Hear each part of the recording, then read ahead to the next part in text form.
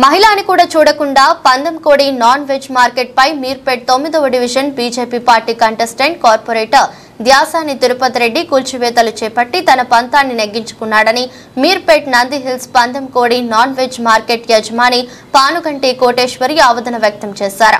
గత 4 సంవత్సరాలుగా పర్మిషన్లు ఇప్పిస్తానని చెప్పి డబ్బులు ఫ్రీగా చికెన్ మటన్ తీసుకునేవాడు. బిజినెస్ అవ్వడం లేదు, నగదు చెల్లించాలని అడిగినందుకు ధ్యాసాని తిరుపతి రెడ్డి కక్షపూరితంగా బీజేపీ పార్టీ అధికార బలంతో అధికారులపై ఒత్తిడి చేసి నేడు పందెంకోడి షాపును నిలమట్టం చేశారని ఆవేదన వ్యక్తం చేశారు.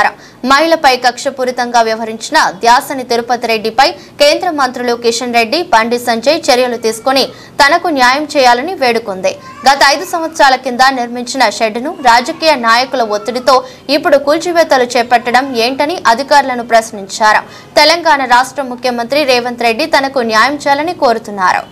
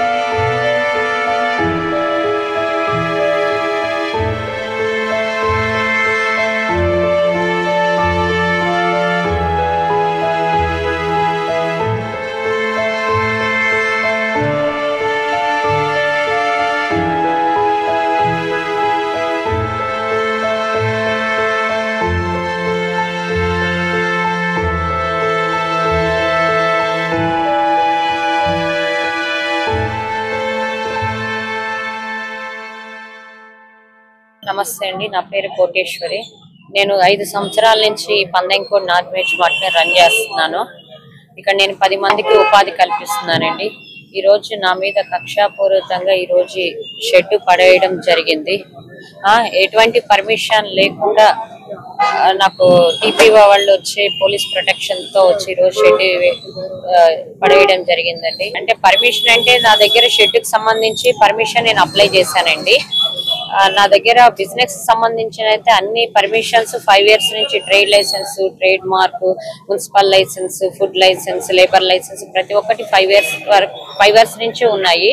ఈ షెడ్ పర్మిషన్ లేదు అంటే నేను షెడ్ కి కూడా పర్మిషన్ అప్లై చేశాను. అది కోర్టులో కేసు నడుస్తూనే ఉంది. ఈ సెకండ్ కోర్టు వాయిదా ఉందండి.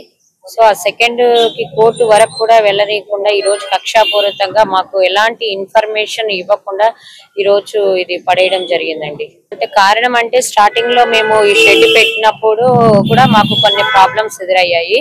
అప్పుడు ఒక వ్యక్తి BJP contested corporator Tirupati Reddy గారు వచ్చి మాకు హెల్ప్ చేయడం జరిగింది. అలా హెల్ప్ చేస్తూ మా దగ్గర మనీ తీసుకోవడం, చికెన్ మటన్ అన్ని తీసుకోవడం జరిగింది. మేము గట్టిగా అమౌంట్ అడిగేసరికి ఒక లేడీని ఇక్కడ బిజినెస్ ఎలా చేస్తావు, నీ అంతు చూస్తాను, ఎప్పటికైనా ఈ షెడ్ ఇక్కడ పడేసేటట్టు చేస్తానని తనే మున్సిపల్ వాళ్ళకి కంప్లైంట్ ఇచ్చేసి కోర్టు కూడా మా ఓనర్ గారికి ఈ పందెంకోడి షాప్ మీద కోర్టు కూడా ఇది ఇల్లీగల్ కన్స్ట్రక్షన్ అని చెప్పేసి కోర్టు కూడా అతనే నోటీస్ ఇచ్చేసి ఈ రోజు ఇలా పడేయడం జరిగిందండి.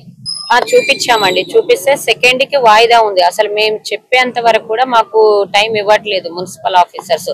ఆల్రెడీ మొన్న థర్స్డే వచ్చేసి పడేశారండి కొంత. అది పడవేగానే బేస్మెంట్ లో అయిపోయింది అని చెప్పేసి మేము పర్మిషన్ కి అప్లై చేశాము.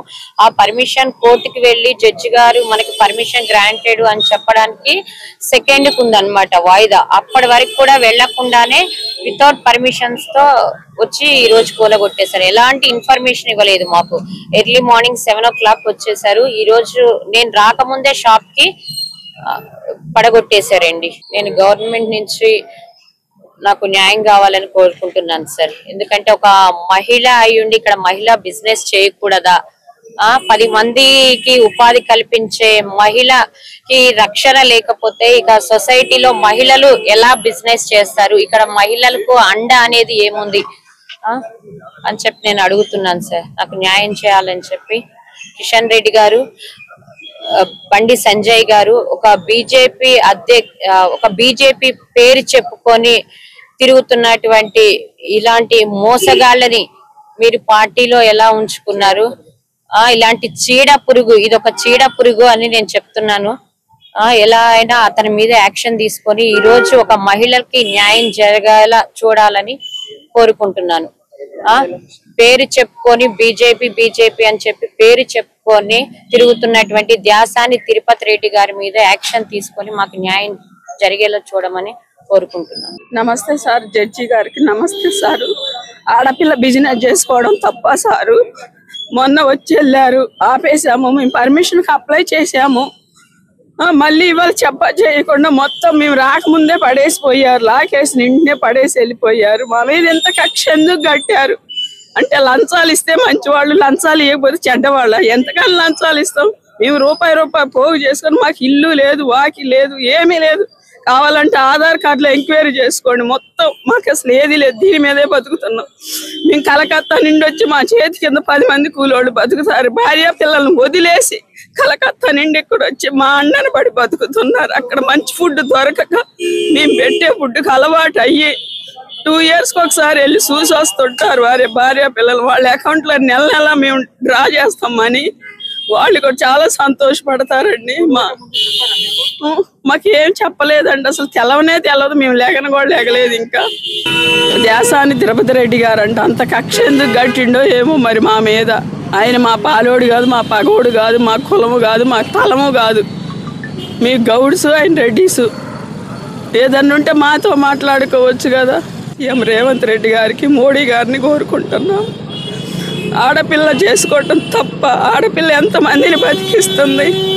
చిన్న పిల్లోడు, 6 సంవత్సరాల పిల్లోడిని వదిలేసి నా మీద వచ్చి కష్టపడుతుంది. కరోనా టైంలో లేబర్ చాలా ఆటో వాళ్ళు ఇబ్బంది పడుతున్నారు. చాలా వరకు మనం ఒక బిజినెస్ పెట్టుకున్నాను. కాలేజీ లెక్చరర్ అయి మానుకొని బిజినెస్ పెట్టుకొని చాలా మందిని పోషిస్తున్నాం. వర్కర్స్ అందరిని అడగండి. మేము ఎంత వాళ్ళు తాగి ఎంత ఉన్నవాళ్ళు కూడా మార్పులోకి తీసుకొచ్చి వాళ్ళ భార్య పిల్లలకి నెల అకౌంట్లో డబ్బులు వేస్తున్నాం. వాళ్ళ చేతికి ఇస్తే తాగుతున్నారని వాళ్ళ భార్య పిల్లలకి వేస్తున్నాం అకౌంట్లో. మాకు న్యాయం జరగాలని కోరుకుంటున్నామండి. ఈ వీడియో మీకు నచ్చితే లైక్ చేయండి, షేర్ చేయండి, మా ఛానల్ని సబ్స్క్రైబ్ చేయండి.